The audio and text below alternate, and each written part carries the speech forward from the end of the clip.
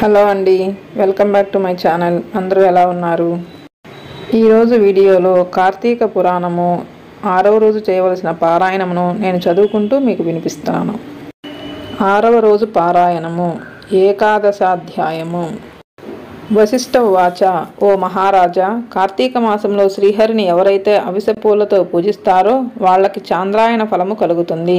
గరికతోనూ కుశలతోనూ పూజించేవాళ్ళు పాప విముక్తులై వైకుంఠమును పొందుతారు. చిత్రవర్ణ వస్త్రాన్ని శ్రీహరికి సమర్పించిన వాళ్ళు మోక్షమును పొందుతారు. కార్తీక స్నానాచరణమును చేసి విష్ణు సన్నిధిని దీపమాలికను ఉంచేవాళ్ళు వైకుంఠ పురాణ పాఠకులు శ్రోతలు కూడా విగత పాపులై పరమపదాన్ని చేరుతారు. ఇందుకు ఉదాహరణగా సర్వపాపాలను సమయింపచేసేది ఆయురారోగ్యదాయిని అయిన ఒక కథను వినిపిస్తాను, విను. మందరోపాఖ్యానము. కళింగ దేశీయుడైన మందరుడనే ఒకానొక బ్రాహ్మణుడు స్నాన సంధ్యా వందనాలన్నింటినీ విసర్జించి పరులకు కూలి పని చేస్తూ ఉండేవాడు. అతనికి పతివ్రత, సర్వసాముద్రికాది శుభలక్షణ సంపన్న, సద్గుణ సముచ్చయము చేత సుశీల అని పిలువబడే భార్య ఉండేది. భర్త ఎంత దుర్మార్గుడైనా కూడా అతని యందు రాగమే తప్ప ద్వేషము లేనిదై పాతివ్రత్య నిష్ఠాపరురాలై ఉండేది. కొన్నాళ్ల తర్వాత కూలితో జీవించడం కష్టమని భావించిన మందరుడు వనగతుడై ఖడ్గపాణి అయి దారులు కాసి బాటసారులను కొట్టి వారి నుండి ధనమును అపహరిస్తూ కాలం గడపసాగాడు. ఆ దొంగ సొత్తును ఇరుగు పొరుగు దేశాలకు తీసుకుని పోయి అమ్మి ఆ సొమ్ముతో కుటుంబ పోషణ చేసేవాడు. ఒకసారి దొంగతనానికై దారి కాసి ఉన్న మందరుడు బాటసారి అయిన ఒకానొక బ్రాహ్మణుని పట్టుకొని అక్కడి మర్రి చెట్టుకు కట్టివేసి ఆ బాపని ద్రవ్యాన్నంతాను అపహరించేశాడు. ఇంతలో అటుగా వచ్చిన పరమక్రూరుడైన ఒక కిరాతకుడు దోచుకొనిన మందరుడిని దోచుకోబడి బంధితుడై ఉన్న బ్రాహ్మణునిని ఇద్దరినీ కూడా చంపివేసి ఆ ద్రవ్యాన్ని తాను హరించుకుపోబోయాడు. కానీ అదే సమయానికి అక్కడి కిరాత, మందర బ్రాహ్మణుల నుండి వచ్చే నరవాసనను పసిగట్టిన చేరువ గుహలోని ఖడ్గంతోనూ ఒకరినొకరు ప్రహరించుకున్నారు. ఆ జగడంలో పులి, కిరాతకుడు కూడా ఏకకాలంలో మరణించారు.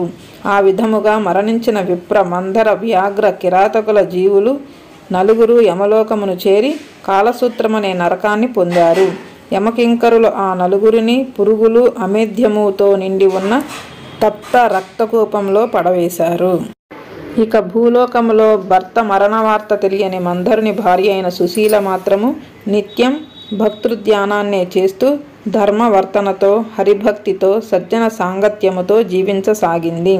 ఒకనాడు నిరంతర హరినామ సంకీర్తన తత్పరుడు, సర్వులయందున భగవంతుని దర్శించువాడు, నిత్యానంద నర్తనుడు అయిన ఒకానొక యతీశ్వరుడు ఈ సుశీల ఇంటికి వచ్చాడు.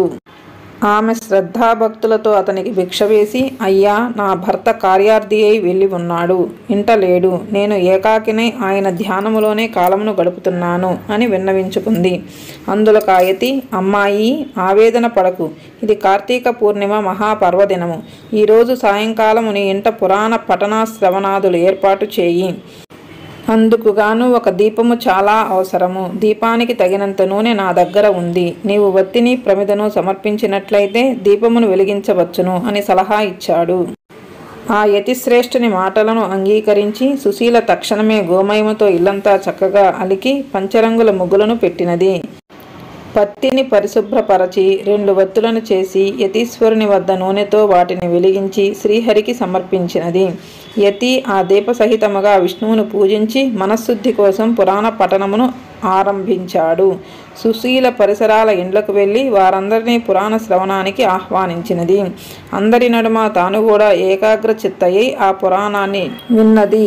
అనంతరము ఆమెకు శుభాశీస్సులు అందించి యతీశ్వరుడు వెళ్ళిపోయాడు. నిరంతర హరిసేవనము వలన క్రమక్రముగా ఆమె జ్ఞాని అయి తదుపరిని కాలధర్మమును చెందినది. తక్షణమే శంఖ చక్రాంకితులు, చతుర్బాహువులు, పద్మాక్షులు, పీతాంబరధరులు అయిన విష్ణుదూతలు నందనవన సుందర మందారాది సుమాలతోనూ రత్నమౌక్తిక ప్రవాలాదులతోనూ నిర్మించిన మాలికాంబర ఆభరణాలతో అలంకృతమై ఉన్న దివ్య విమానాన్ని తెచ్చి సుశీలను అందు అధిరోహింపచేసి వైకుంఠానికి తీసుకుపోసాగారు. అందులో వెళుతున్న సుశీల మార్గమధ్యములోని నరకములో మరి 3 జీవులతో కలిసి బాధలు పడుతున్న తన భర్తను గుర్తించి విమానాన్ని ఆపించి తత్కారణమేమిటో తెలుపవలసినదిగా విష్ణు పారిషదులను కోరినది. అందుకు వారు, అమ్మా, నీ భర్త అయిన ఆ మంధరుడు విప్రకుల సంజాతుడైనప్పటికీ కూడా వేదాచారాలను విసర్జించి కూలి అయి మరికొన్నాళ్లు దొంగయై దుర్మార్గ ప్రవర్తన వలన చాలా నరకాన్ని అనుభవిస్తున్నాడు. అతనితో బాటే ఉన్న మరొక బ్రాహ్మణుడు మిత్రద్రోహి. మిత్రుడొకనిని చంపి అతని ధనముతో పరదేశాలకు పారిపోబోతూ నీ భర్త చేత బంధితుడయ్యాడు. అతగాడి పాపాలకు గాను అతడు నరకము పొందాడు. మూడవవాడు కిరాతకుడు. బంధితుడైన ఆ బ్రాహ్మణునిని నీ భర్తను కూడా చంపివేసిన పాపానికి గాను ఇతడు నరకమును చేరవలసి వచ్చినది. ఇక నాలుగవ జీవి ఒక పులి. ఆ పులి పూర్వజన్మలో ద్రావిడ బ్రాహ్మణుడై ఉండి ద్వాదశి నాడు భక్షాభక్ష విచక్షణ రహితుడై ఆచరించిన తైలాదిక భోజనాదుల వలన నరకమును పొంది పులిగా పుట్టి ఈ కిరాతకుని తోడి జగడములో అతనితో బాటే నరకాన్ని చేరాడు. ఈ నలుగురి నరక యాతనలకు కారణాలివే తల్లి అని చెప్పారు. ఆ మీదట సుశీల విష్ణుదూతలను చూసి ఏ పుణ్యము చేసినట్లయితే వాళ్ళకు ఆ నరకము తప్పుతుందో చెప్పుడని కోరగా, వైష్ణవులు కార్తీక మాసంలో నీ చేత ఆచరించబడిన పురాణ శ్రవణ ఫలితాన్ని దారబోయడం వలన నీ భర్త పురాణ శ్రవణార్థమై నువ్వు ఇంటింటికి వెళ్ళి ప్రజలను పిలిచిన పుణ్యమును దారబోయడం వలన మిత్రద్రోహి అయిన ఆ బ్రాహ్మణుడు ఆ పురాణ శ్రవణార్థమై నువ్వు సమర్పించిన 2 వత్తుల పుణ్యమును చెరిసగముగా ధారపోయడము వలన కిరాత వ్యాఘ్రాలు నరకము నుంచి ముక్తిని పొందుతారు అని పలికారు. అలా వాళ్ళు చెప్పినదే తడవుగా సుశీల ఆయా విధాలుగా తన పుణ్యాలను వారికి ధారపోయడంతో ఆ నలుగురు నరకం నుండి విముక్తులై దివ్య విమానారూఢులై సుశీలను వివిధ రూపాలుగా ప్రశంసిస్తూ మహాజ్ఞానులు పొందే ముక్తి పదానికై తీసుకుపోబడ్డారు. కాబట్టి ఓ జనక మహారాజా, కార్తీక మాసంలో చేసే పురాణ శ్రవణము వలన హరిలోకమును తప్పనిసరిగా పొందుతారని తెలుసుకో. ఏకాదశోధ్యాయ సమాప్తః. 11వ అధ్యాయము సమాప్తము. ద్వాదశాధ్యాయము వశిష్ఠ ప్రవచనము. పునః వశిష్ఠుడు జనకునికిలా చెప్పసాగాడు. ఓ రాజా, కార్తీక మాసంలో వచ్చే సోమవార మహాత్మ్యమును విని ఉన్నావు. ఆ కార్తీక సోమవారం ఎంత ఫలాన్నిస్తుందో అంతకంటే కార్తీక శని త్రయోదశి 100 రెట్లు, కార్తీక పూర్ణిమ 1000 రెట్లు, శుక్లపాడ్యమి 1,00,000 రెట్లు, శుక్ల ఏకాదశి 1,000,000 రెట్లు, ద్వాదశి లెక్కలేనంత అనంతమైన ఫలాలను అదనముగా ప్రసాదిస్తాయి. శుక్ల ఏకాదశి నాడు ఉపవసించి మరునాడు అనగా ద్వాదశి నాడు బ్రాహ్మణ యుక్తులై పారాయణ చేసేవాళ్ళు సాయుధ్య మోక్షాన్ని పొందుతారు. ఈ కార్తీక శుద్ధ ద్వాదశి నాడు అన్నదానమును చేసిన వారికి సమస్త సంపదలు అభివృద్ధి చెందుతాయి. రాజా, సూర్యగ్రహణ సమయంలో గంగా తీరములో 1,000,000 మంది బ్రాహ్మణులకు అన్న సమారాధన చేయడం వలన ఎంత పుణ్యము కలుగుతుందో అంత పుణ్యము కూడా కేవలం కార్తీక ద్వాదశి నాడు ఒక్క బ్రాహ్మణునికి అన్నము పెట్టడం వలన కలుగుతుంది. 1000 గ్రహణ పర్వాలు, 10,000 వ్యతిపాత యోగాలు, 1,00,000 అమావాస్య పర్వాలు ఏకమైనా కూడా ఒక్క కార్తీక ద్వాదశిలో 16వ వంతు కూడా చేయవని తెలుసుకో. మనకు ఉన్న తిథులలో పుణ్యప్రదాలైన తిథులు ఎన్నైనా ఉండవచ్చునుగాక, కానీ వాటన్నింటికంటే సాక్షాత్ విష్ణు ప్రీతికరమైన ఈ కార్తీక ద్వాదశి అత్యంత ఫలప్రదమని మర్చిపోకు. ద్వాదశి దానములు. ఏకాదశి నాడు రాత్రి యామముండగా కార్తీక శుద్ధ ద్వాదశి నాడు క్షీర సముద్రము నుండి శ్రీహరి నిద్రలేస్తాడు. అందువలన దీనికి హరిబోధిని ద్వాదశి అని పేరు వచ్చినది. అటువంటి ఈ హరిబోధిని నాడు ఎవరైతే కనీసం ఒక్క బ్రాహ్మణునికైనా అన్నదానమును చేస్తారో వాళ్ళు ఇహములో భోగాను సేవనాన్ని, పరములో భోగిశయనామ సేవనాన్ని పొందుతారు. కార్తీక ద్వాదశి నాడు పెరుగు అన్నదానం చేయడం వలన సర్వోత్కృష్టమైన దానముగా చెప్పబడుతూ ఉంది. ఎవరైతే ఈ ద్వాదశి నాడు పాలిచ్చే ఆవుని వెండి డెక్కలు బంగారు కొమ్ములతో అలంకరించి పూజించి దూడతో సహా గోదానము చేస్తారో వాళ్ళు ఆ ఆవు శరీరంపై ఎన్ని రోమాలైతే ఉంటాయో అన్ని వేల సంవత్సరాలు స్వర్గంలో నివసిస్తారు. ఈరోజు వస్త్రదానము చేసిన వాళ్ళు సంచితార్థాలన్నీ సమసిపోయి వైకుంఠాన్ని చెందుతారు. ఓ మహారాజా, ఎవరైతే కార్తీక శుద్ధ ద్వాదశి నాడు సాలగ్రామాన్ని, బంగారపు తులసి వృక్షాన్ని దక్షిణా సమేతముగా దానము చేస్తారో వాళ్ళు చతుస్సాగర పర్యంతమైన సమస్త భూమండలాన్ని దానము చేసినంత పుణ్యాన్ని పొందుతున్నారు. ఇందుకు నిదర్శనముగా ఒక గాథను చెబుతాను విను. ధర్మ వీరోపాఖ్యానము. పూర్వము గోదావరి తీరములో దురాచారవంతుడు పరమ పిసినిగొట్టు అయిన ఒక వైశ్యుడు ఉండేవాడు. ఈ లుబ్ధుడు దాన ధర్మాలు చేయకపోవడమే కాక తాను కూడా తినకుండా ధనమును పోగు చేసేవాడు. ధనధాన్యాలనే కాదు, కనీసము ఎవరికీ మాట సాయమైనా చేసేవాడు కాదు. నిత్యము పరులను నిందిస్తూ పరద్రవ్యాసక్తుడై మసలే ఈ పిసినిగొట్టు ధనమును వడ్డీలకు తిప్పుతూ అంతకంతకు ద్రవ్యాన్ని పెంచుకోసాగాడు. ఒకానొకసారి ఈ లుబ్ధుడొక బ్రాహ్మణునికి ఇచ్చిన అప్పును రాబట్టుకోవడం కోసం అతని గ్రామానికి వెళ్ళి తానిచ్చిన బాకీని వడ్డీతో సహా ఆ క్షణమే చెల్లించవలసినదిగా పట్టుబట్టాడు. అందుకు బ్రాహ్మణుడు, రుణదాత, నేను నీ బాకీ ఎగవేసేవాడిని కాను. ఎందుకంటావేమో, ఎవడైతే రుణం తీర్చకుండానే పోతాడో వాడు మరుసటి జన్మలో రుణదాతకు సంతురూపముగా జన్మించి ఆ రుణాన్ని చెల్లబెట్టుకోవలసి వస్తుంది. అందుచేత ఏదో విధముగా సంపాదించి ఈ మాసాంతానికల్లా నీ రుణము చెల్లబెడతాను, అంతవరకు ఓర్పు వహించి ఉండు అని చెప్పాడు. ఆ బ్రాహ్మణ వచనాలను పరాభవ వాక్కులుగా భావించిన లుబ్ధుడు కనిసి, నీ కబుర్లు నా దగ్గర కాదు, నీ బాకీ వసూలు కోసం నెల్లాల్లాగే సమయం నాకు లేదు, మర్యాదగా ఇప్పుడే ఇయ్యి, లేదా ఈ కత్తితో నిన్ను నరికేస్తాను అన్నాడు. యథార్థంగా ఆ సమయంలో ధనము లేదని, అప్పటికప్పుడు తాను అప్పు తీర్చలేనని చెప్పాడు విప్రుడు. మరింత మండిపడిన ఆ పిసినారి బ్రాహ్మణుడిని జుట్టు పట్టుకుని లాగి నేలకు పడదోసి కాలితో తన్ని అప్పటికీ కోపం తీరక కత్తితో ఒక వేటు పెట్టాడు. సింహము యొక్క పంజా విసురుకి లేడిపిల్ల చనిపోయినట్టుగా క్రోధోన్మత్తుడైన ఆ కోమటి కొట్టిన కత్తి దెబ్బకు బ్రాహ్మణుడు ప్రాణాలు కోల్పోయాడు. అంతటితో కోమటి హత్యానేరానికి గాను రాజు తనను దండిస్తాడనే భయంతో త్వరితముగా ఇంటికి పారిపోయి గుట్టుగా బ్రతకసాగాడు. బ్రతికినంతకాలం గుట్టుగా ఉండగలమే గాని గుట్టుగా ఉన్నంత మాత్రం చేత ఎల్లకాలం బ్రతకలేం గదా. అదే విధముగా ఆ కోమటి కూడా ఆయువు తీరి మృతి చెందాడు. యమకింకరులు వచ్చి ఆ జీవుని నరకానికి తీసుకుపోయారు. జనక భూపతి రురువులనే మృగాల చేత వాటి శృంగాల చేత పీడింపచేసే ఒకానొక యాతననే రౌరవం అంటారు. ఈ కోమటిని ఆ రౌరవమనే నరక విభాగంలో వేసి శిక్షించవలసినదిగా ఆజ్ఞాపించాడు యమధర్మరాజు. కింకరులు ఆ ఆజ్ఞను అమలు చేయసాగారు.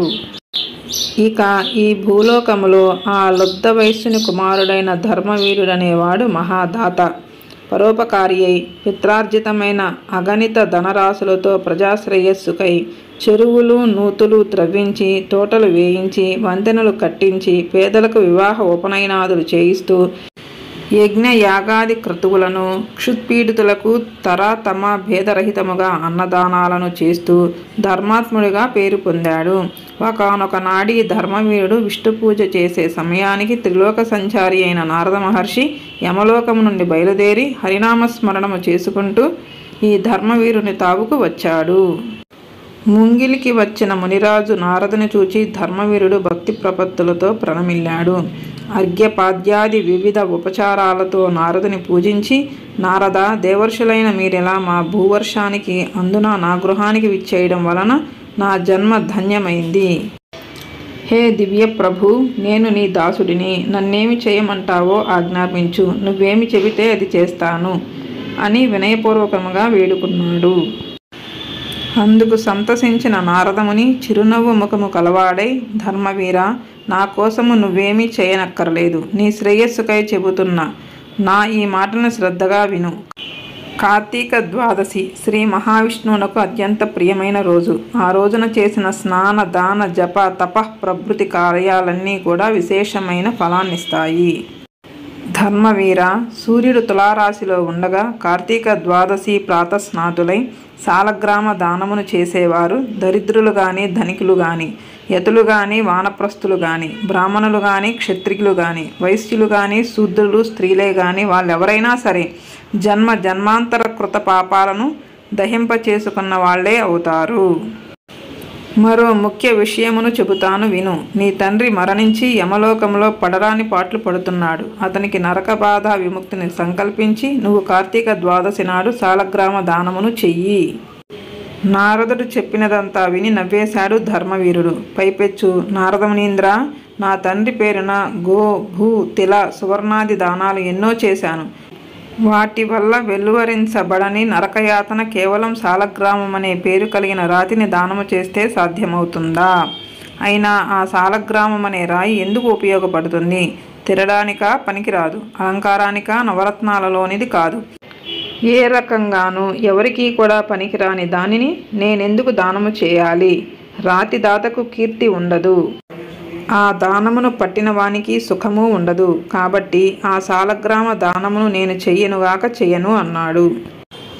నారదుడెంత అనునయముగా చెప్పినా కూడా ధర్మవీరుడు తన మూర్ఖత్వాన్ని వదలనూ లేదు, సాలగ్రామ దానానికి అంగీకరించనూ లేదు.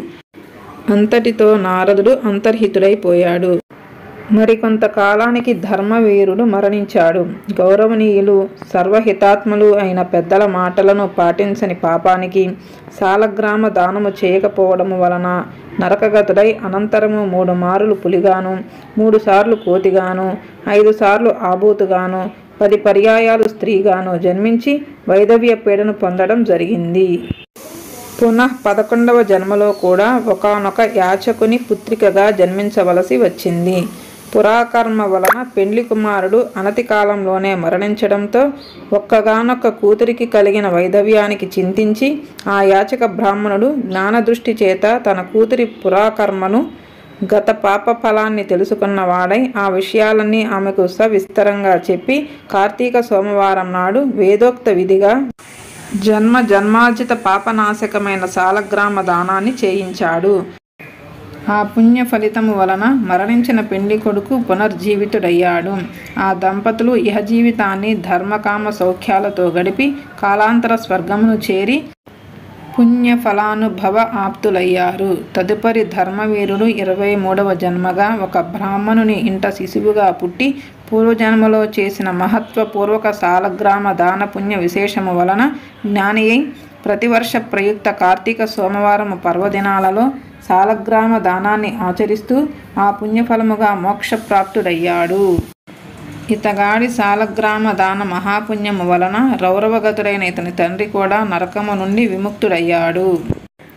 కాబట్టి జనక మహారాజా కార్తీక మాసంలో సాలగ్రామ దానము చేత విష్ణు సంప్రీతుడై విశేష పుణ్యాన్ని కల్పిస్తాడని ధృవపరుచుకో. ఎంతటి పాపానికైనా సరే కార్తీక మాసంలో సాలగ్రామ దానమును చేయడమే సర్వోత్తమమైన ప్రాయశ్చిత్తము. ఇంతకు మించిన ప్రాయశ్చిత్తము మరొకటి లేదు అనడంలో ఏమాత్రమూ అతిశయోక్తి లేదు. ఏవం శ్రీ స్కాంద పురాణాంతర్గత కార్తీక మహాత్మ్యే ఏకాదశ ద్వాదశాధ్యాయౌ 11, 12 అధ్యాయాలు సమాప్తము. 6వ రోజు పారాయణము సమాప్తము. 6వ రోజు నిషిద్ధములు. ఇష్టమైనవి ఉసిరి, దానములు, చిమ్మిలి, పూజించాల్సిన దైవము సుబ్రహ్మణ్యేశ్వరుడు, జపించాల్సిన మంత్రము ఓం సుం బ్రం సుబ్రహ్మణ్యాయ స్వాహ. ఫలితము సర్వసిద్ధి, సత్సంతానం, జ్ఞానలబ్ధి.